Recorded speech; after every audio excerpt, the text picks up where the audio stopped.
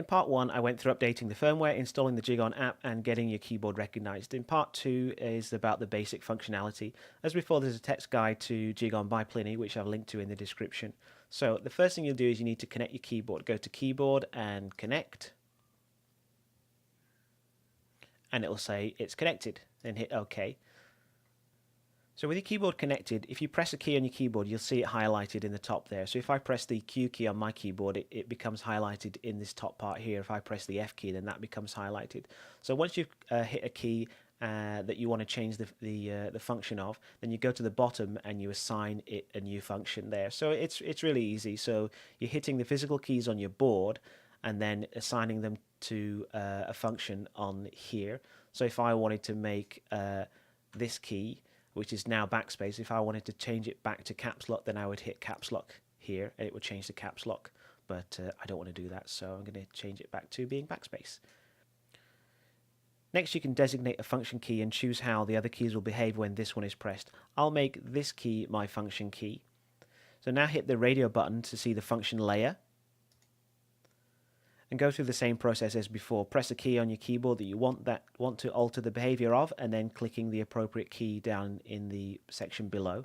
The next thing is the LED. So this will depend on how many and what kind you have on your board, but let's start with the in-switch LEDs. Those are controlled using the drop-down menus here. The two zones give you control over the arrow navigation area and the other keys independently. The names are self-explanatory, so I won't bog this guide down by going through every single iteration of lights. So you can see they're described here, and you can have 3 different presets. So if I set up 3 different presets for the zones of the keyboard, then I can change them here. So if I've got preset 0 set to have the alpha keys off and the arrow keys off, then everything will be off on the keyboard. So you can also set the time at which the LEDs will go to sleep here as well. So if you want to save some power or whatever, you can set it there too. Next up are the RGB LEDs represented in the application by these boxes here. Which if you click on them, they allow you to change the colors as you like. So you can have standard and just pick, or you can have advanced and have a bit more fine control.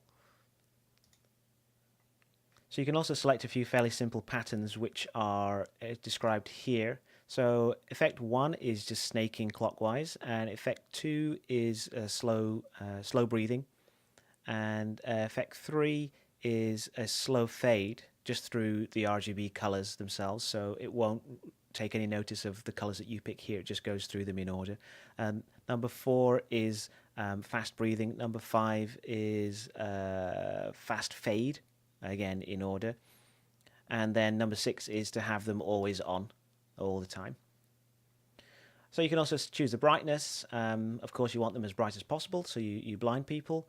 And recently they've added a feature to turn them on and off. Before, you would have to set them to black to have them not be on, so that's a nice addition here. So let's talk about the sequence. So this box on the lower left is near the caps lock key, and then the next one controls the LEDs moving clockwise from there, so it goes around in this direction and then starts again from here. So it makes sense if your PC is flipped over and the LEDs are facing you, but not so much when you have it in a case. But yeah, it just takes a bit of figuring out.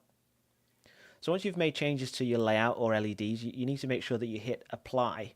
So update all of those things. So update all. So if you change the key map in anything, I just hit all so to avoid any confusion later on.